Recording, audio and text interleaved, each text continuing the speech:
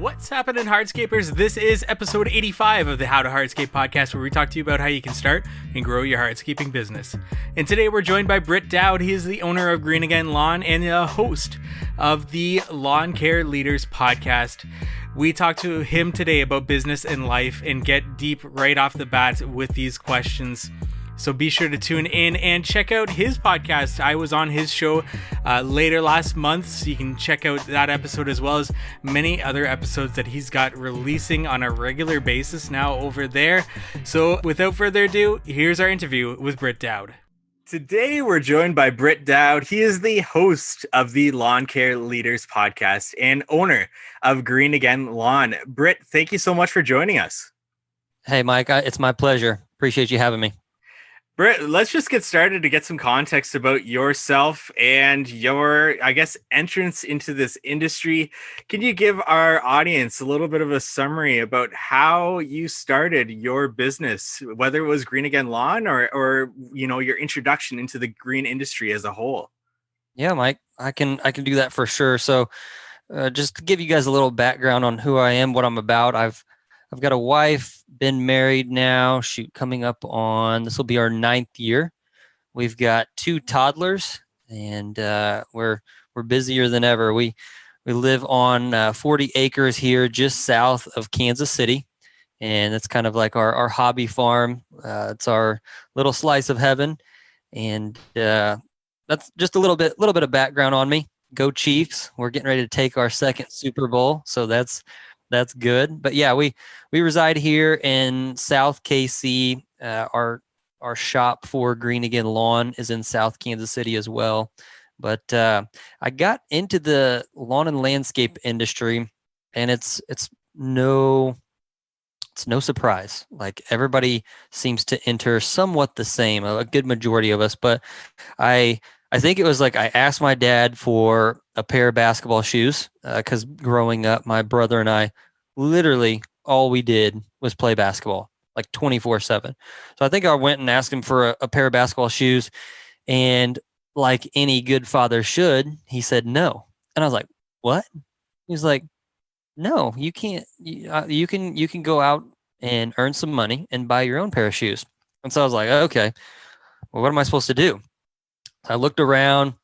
He had a mower, he had a trimmer, he had a blower. I asked him if he could use it, and what did I do? I went and started cutting some lawns, and I can't even remember if I bought the pair of shoes, but I got addicted to the quick cash. I got addicted to working outside, meeting with customers, and just started really, really early on developing this love for entrepreneurship, developing this love for creating something new and adding value to other people.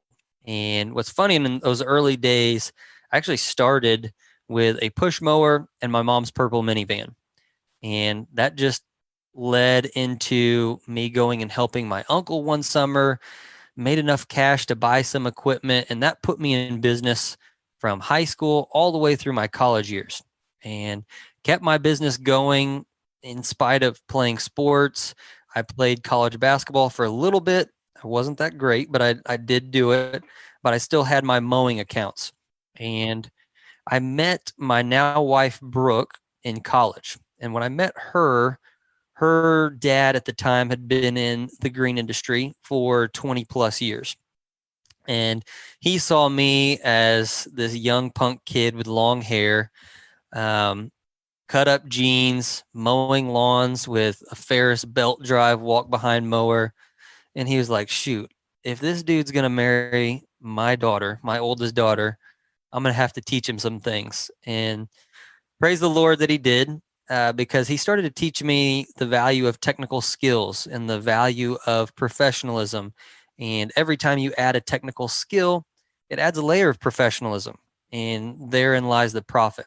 And so whenever I met her, I started talking to her dad, and we started thinking about phasing out of mowing and landscaping these clients and starting to add fertilizing and weed control to our client base. And so right around 2012, we rebranded from Lawn Boys Mowing to Green Again Lawn. And I had about 43 mowing accounts that I did light landscaping for at the time. And we had 0 fertilizing and weed control accounts. And that was the fall of 2012. And literally sold the truck I had, got a white truck, rebranded it. The truck was $2,000. It had a dent on one side because the guy had been drinking and driving. Bought a Clausen T25 aerator, which she's a beast. She's like wrestling a fat girl all day. She's still in production to this day. But I bought that in the fall of 2012 because we needed to generate some revenue. So we just started seeding. And just slowly started trying to tell our clients, hey, we're doing this, we're doing this, we're doing it. And I just really pushed hard on getting new clients just for that service for the next 3 years so that we could phase out of the other stuff. And to jump to where we're at today, we're sitting at over 2,000 accounts that are just for fertilizing and weed control. We've got a few hundred accounts that either do lawn insecticide, tree and shrub stuff. And we're projected with the team that we have. I would be very surprised. I know this sounds crazy, but I'd be very surprised if we don't hit 3,000 accounts this year. And a lot has happened between 0 accounts and 2,000 to 3,000, but it's been a journey. I love it. And that's just kind of a quick 5-minute highlight of what we got going on and how I got into the industry and Green Again Lawn. For sure. And you've got this beast of a business that's growing.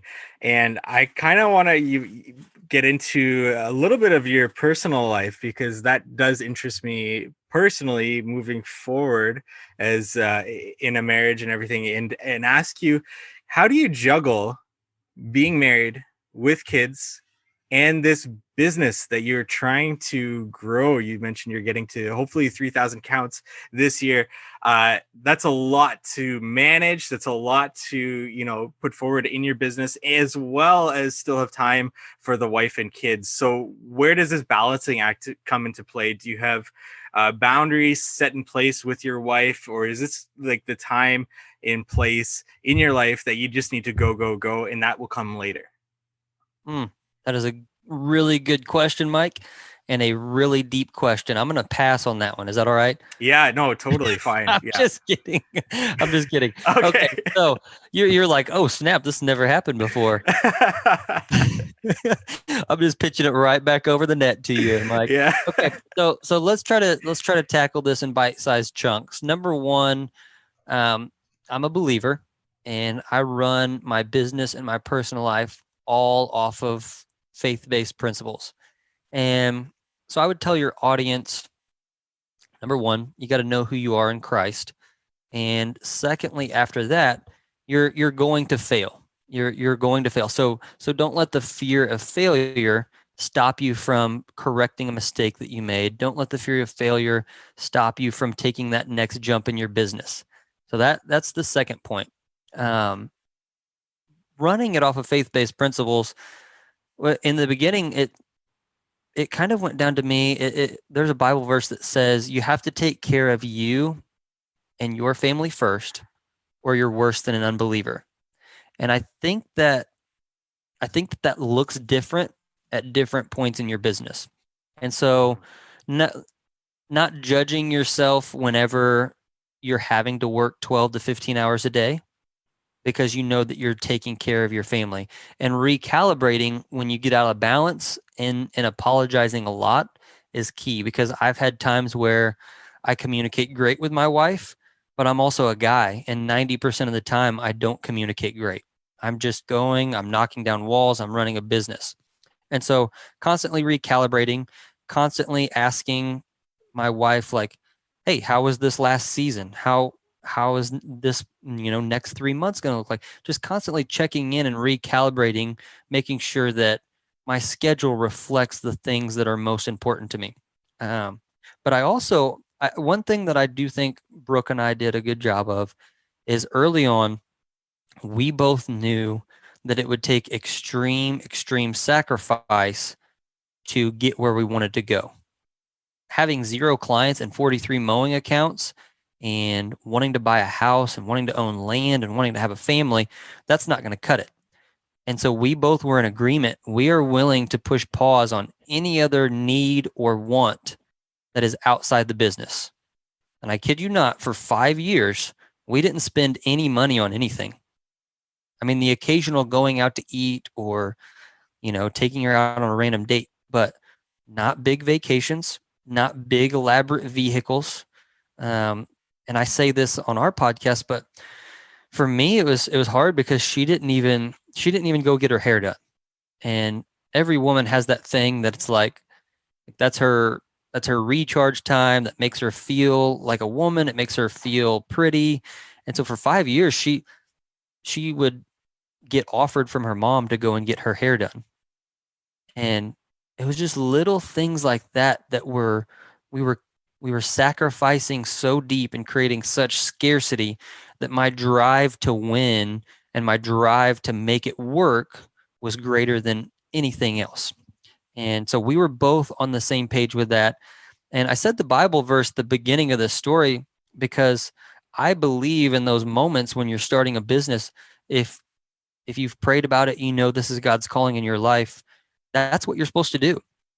You're supposed to be going dark to dark. You are sacrificing. You are leaving the cave, killing something and dragging it home, no matter what hour of the day it is. That's what it takes to work. But as my business has iterated and we've had kids, I am constantly there's a thing called truing the wheel. I learned this from two pastors that I had on the podcast, but a biker, a real biker that actually gets out on the road. He wears the shorts that are way too tight and the weird looking helmet. And he usually travels in groups of buddies because he's afraid to go alone, so he doesn't get made fun of. But anyways, they're true bikers. They true the wheel. And it's just this tension back and forth. It's this recalibrating, making sure that everything is in balance. And there is no spreadsheet that I can send you that you plug your schedule in, you send it to your wife, and then you're done for the rest of your life. It's not how it works. Something changes. Somebody passes away. A baby is born. A business is lost. A business is gained. A client is lost. A client is gained. And so you're constantly truing the wheel. You're constantly communicating. And what looks like putting you and your family first now is going to be different next year. And so you're always communicating, always making sure you're on the same page. And I think one realization, Mike, if I can share it, that I've come to, I've run my bank account like this, so I don't know why it hasn't come to me with time, but I'm right in the crux of this right now. I'm thinking about, what does my 2021 look like? I've got 4 different businesses, got a lot of people that depend on me. What does my schedule look like? And with my finances, I do this. I'll take a chunk off and put it in a savings for taxes, a chunk off and put it in a savings for owner's pay, a chunk off and put it in a savings for core capital or prepay, all these different allocations. And then our business survives off of what's left. And I just realized recently, that's what I need to be doing with my time. I need to allocate everything that's important and chunk it off into a different bucket first and make sure that I allocate time to that. And then I must live off of the remaining time. So I need to make my business survive. I need to become more efficient. I need to force more action into a smaller window. I need to get up earlier. I need to stay up later. Whatever it is, I've got to do it because I've already allocated time to those things that are most important.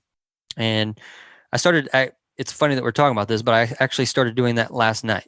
I'm just looking at, okay, a date night with my wife, personal recharge time for me, focus time where I'm working on the most important things that are important but not urgent, education time that I get poured into so that I'm the best leader I can be for everybody else, time with my kids, taking my daughter to school. So I'm building this schedule on all the things that are most important to me in my life, and then everything else is going to go around it. And at this stage in my life, I truly believe that that is what it looks like for me to truly put me and my family first. And it was different the first 5 years, but I think we've sacrificed, we've cut deep, we've created margin.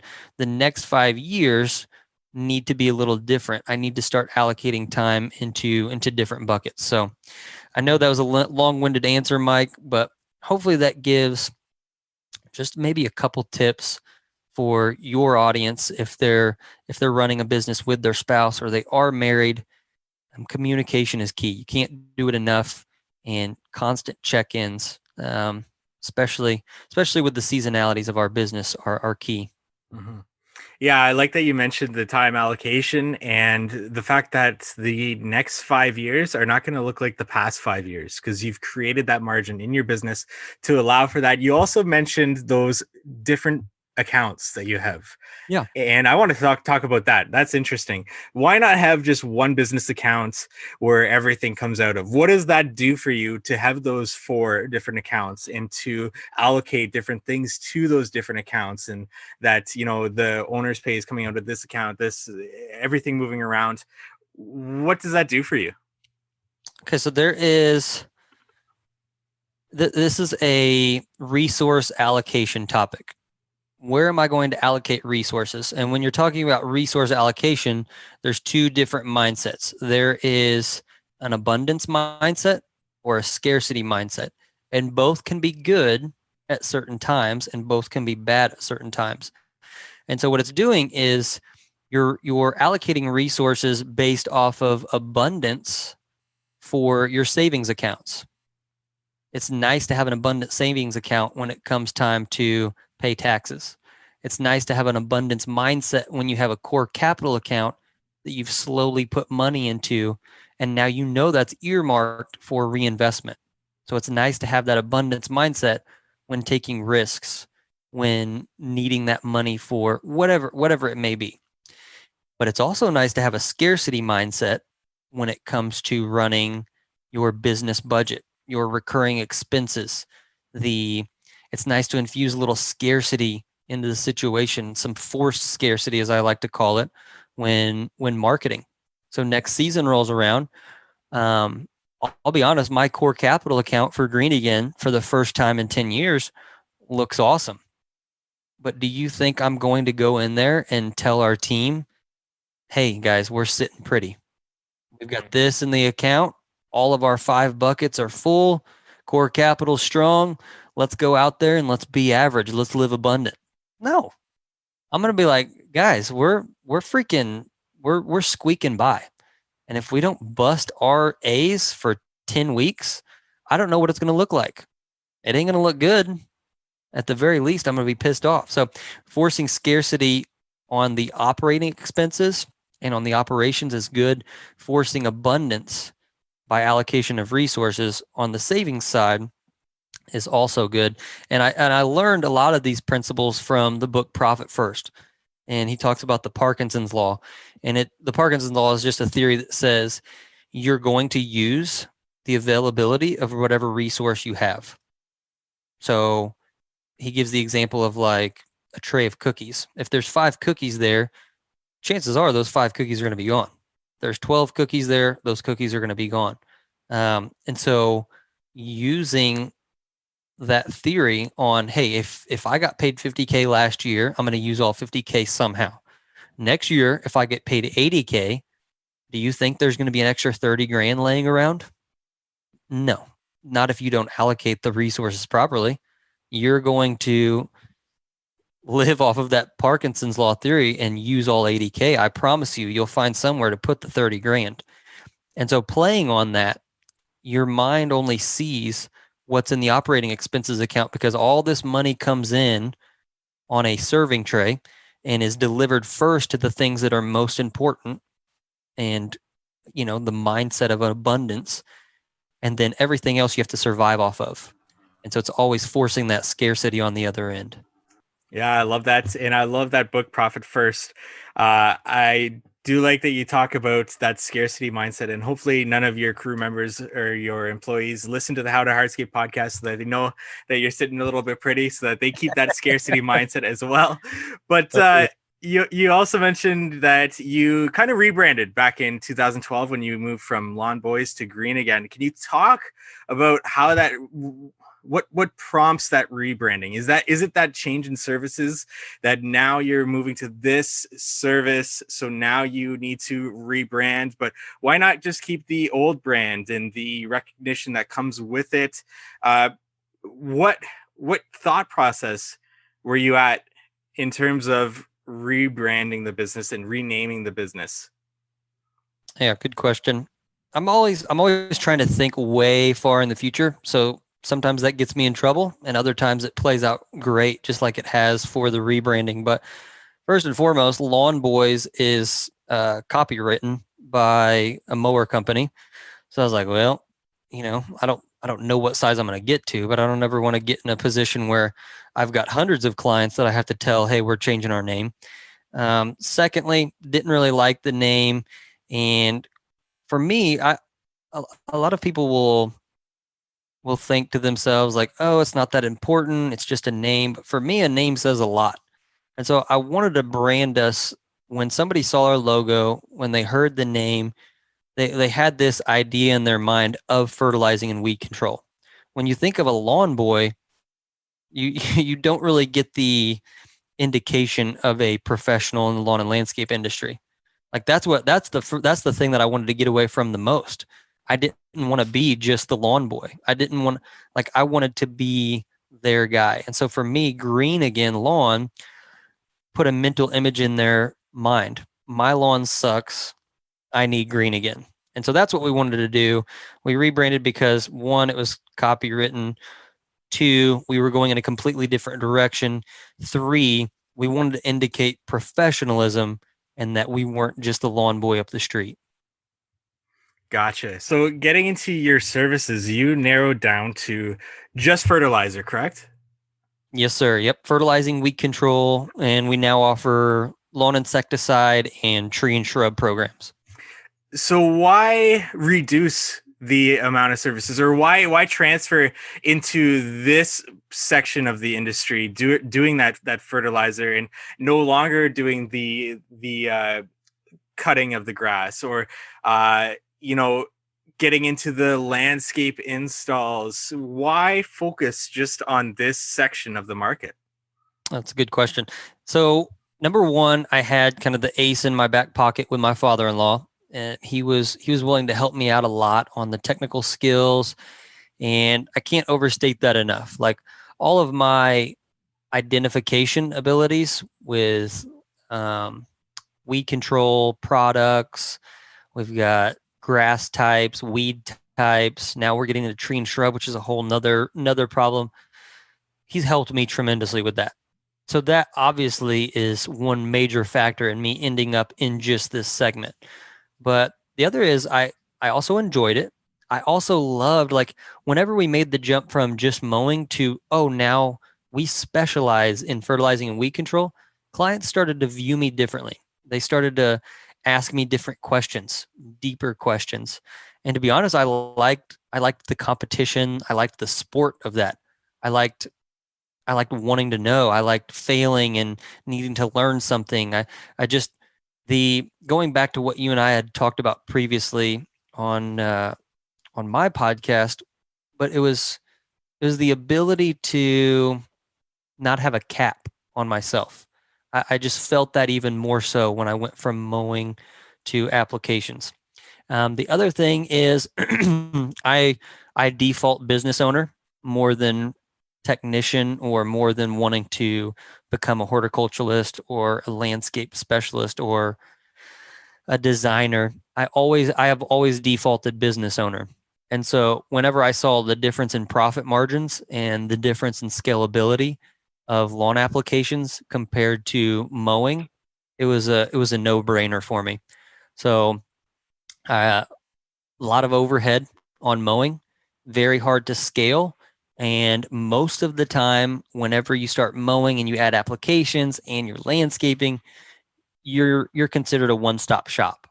And I just didn't, my personal why, how I wanted to run a business, did not suit that. I wanted something that was high speed, low drag, a lot of scalability, a lot of recurring revenue, a lot of equity in the book of business itself and the track record of recurring revenue, as opposed to one-off jobs, equipment, big contracts. It was just my personal preference. That's how I wanted to run and scale my business, was going that direction. So hopefully, I know that's a roundabout way, and there's three different reasons there, Mike, but hopefully that gives you a good enough answer.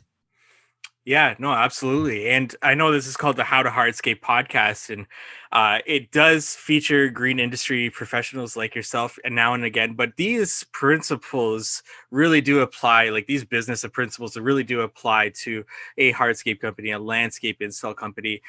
From what I gather, you kind of understood the market in terms of where you wanted to specialize. You knew there was a demand for it, and you wanted to be that specialized company that people come to and ask for professional advice in terms of this fertilizer. And that being said, you did mention that you were, scaling up this year, hopefully hitting that 3,000 accounts mark. Now, with that, is there any future divisions opening up within your business or another business altogether that will specialize in a landscape install, in say the getting back into mowing, whatever it might be? Is this going to hit a point where you've scaled enough that you need to introduce a new service, or would that just mean instead of introducing the new service, opening up a different location and expanding outward? That's a really good question, man. That's a really good question because you're right. There's two ways to scale, right? You can go broad or you can go deep with where you're at.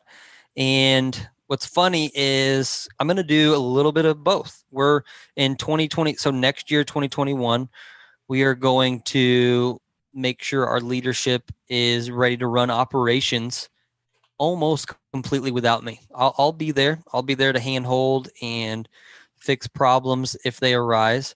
But really, it's going to be a test because in 2022, we would like to start our second location and scale that exactly how we have done. And also around 2022, 2023, we would like to start a nursery. We want to provide plant material, mulch, bulk rock, and with that, I think will come some light landscape work. So, but that will be under a completely different heading. If it happens, it will not be under Green Again Lawn. We're going to rebrand that separately. It will be a guy from our team starting that with me, and we're going to see how that goes. But I want to keep that two different entities. And since it applies directly, will that space in which you run that retail location, that dealer, the supplier, will that also house your equipment? Will that also be a house for Green Again Lawn to operate out of? Yeah, so we have 2.25 acres in Spring Hill, Kansas, and we've got a shop there with 4 bays and nice entrance, but the back side of it is pretty wide open. And so we've at least got 2 of those acres that we can build on. And so we're going to use our existing property for the meantime to start the nursery, hold the bulk mulch, hold the rock, and then that separate entity, whatever we name it, will just pay rent to Green Again. And eventually, hopefully, we'll outgrow it and we'll have to buy the space next to us and they can kind of move up the road just a bit. But that's the existing plan. Nice. And getting into your podcast now. Yeah. Lawncare Leaders. Can you talk to our audience a little bit about what you're trying to do with this? What is the podcast? What kind of guests do you have on? What do you yourself talk about? Let's get into the podcast a little bit here. Yeah, I appreciate it. Yeah, so it's the Lawncare Leaders Podcast. And I first started the podcast, I'm sure somewhat like you started. The origin for it was because I personally had a need and a desire to learn from other leaders. I personally had gaps in my business and question marks that I was looking to get answers to. And I was turning and looking and searching, and everywhere around me, it seemed to be just a plethora of technical skills and continuing education on just the quote unquote doing of the business.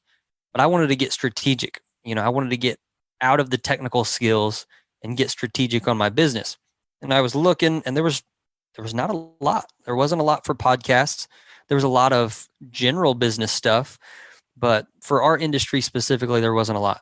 And so I just decided, hey, well, if nobody's doing it, I'm going to start it, interview these people so selfishly I can learn, and then maybe somebody will get some value out of it as well. And really, really rough beginning, poor audio quality, but I learned a lot. And the funny thing is I enjoyed it. I enjoyed talking small business. I just enjoyed learning from other people's stories.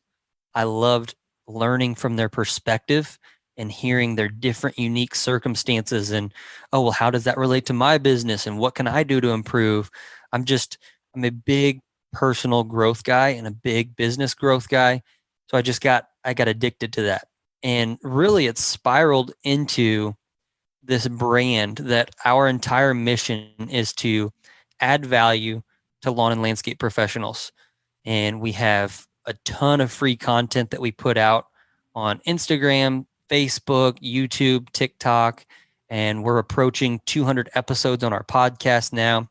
And because of all that, we have developed a brand and a value add that is reaching people. It's resonating with people, and we're hearing stories of people that are able to go full time for the first time in 5 years because of listening to our podcast, or people who are inspired to add a lawn application program because of our podcast. And we're just hearing all these really cool stories of impact from the podcast. And so out of that, I know it sounds crazy, but another business was birthed, and it's called Intentional Growth Advisors.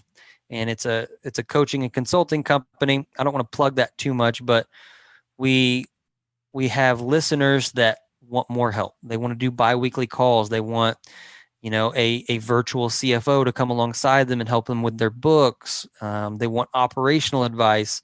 And so we created that. I'm a co-owner in it with my buddy, Zach Miller. He is a CFO and has recently stepped down from his position as the CFO of a large steel company in Indy, because the demand for this industry for those services is so great. And so I'm super excited about it. Hopefully I'm not just rambling. Hopefully your audience can hear my passion. I love bringing free content. And if I can, Mike, just a couple more minutes on this. Our shows are very unique. It's not just interview style. We usually do a growth nugget, and we dive in on I call it a bite-size business topic, something for you to think about during the week.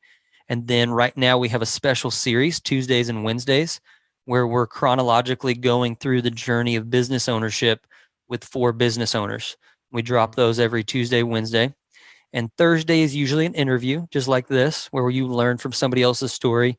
And then Friday is a growth segment with Zach.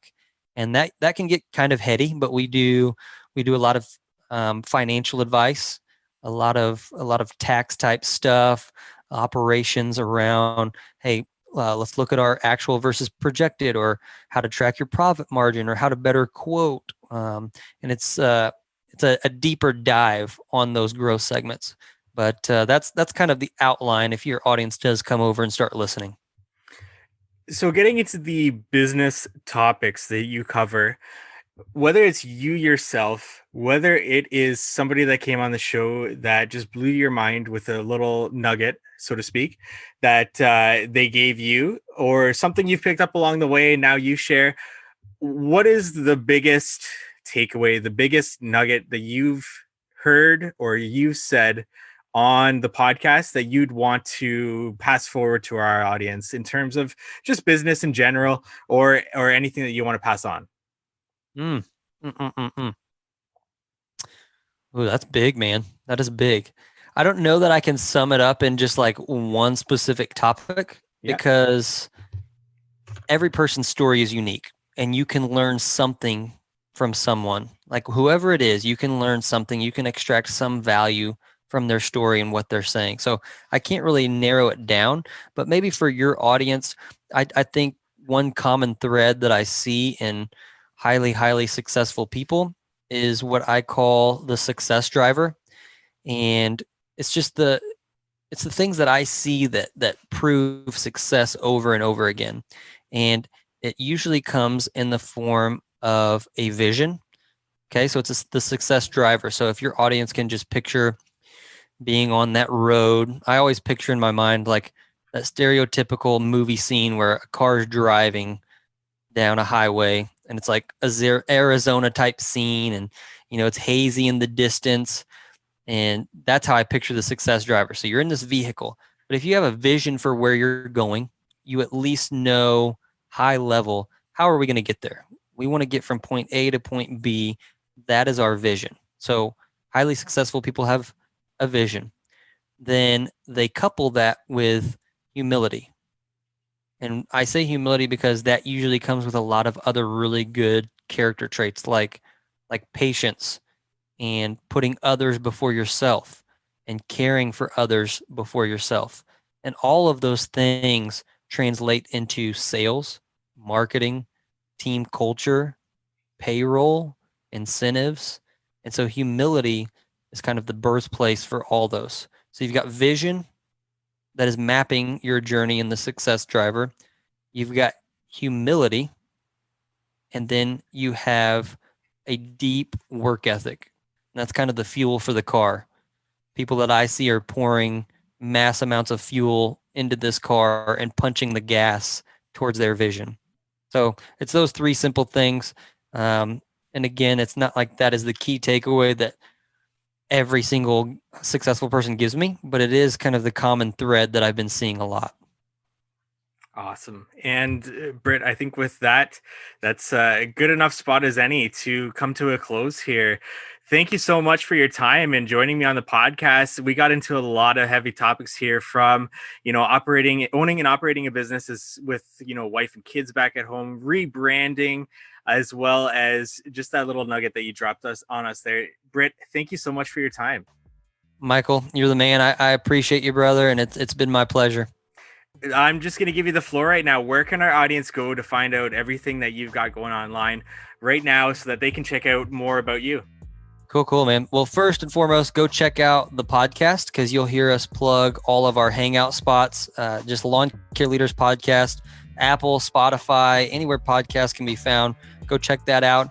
And we're very heavy on LinkedIn and very heavy on Instagram. You just look up at Lawncare Leaders Podcast on Instagram, chat with us there, and you can find me on those places pretty easy. Thank you for listening to today's podcast episode. Visit us at howtohardscape.com for more information. Let us know what you want to learn about in future episodes by reaching out to us on our social channels. We're at How to Hardscape on Instagram and Facebook, or send us an email, contact@howtohardscape.com.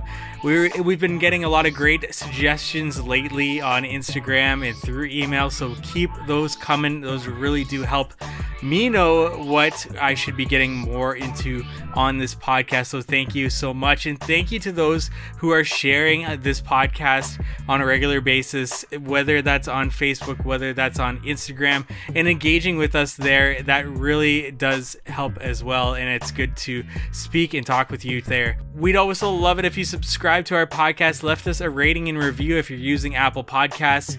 Quick and easy at the very bottom, click that 5-star, give us a review.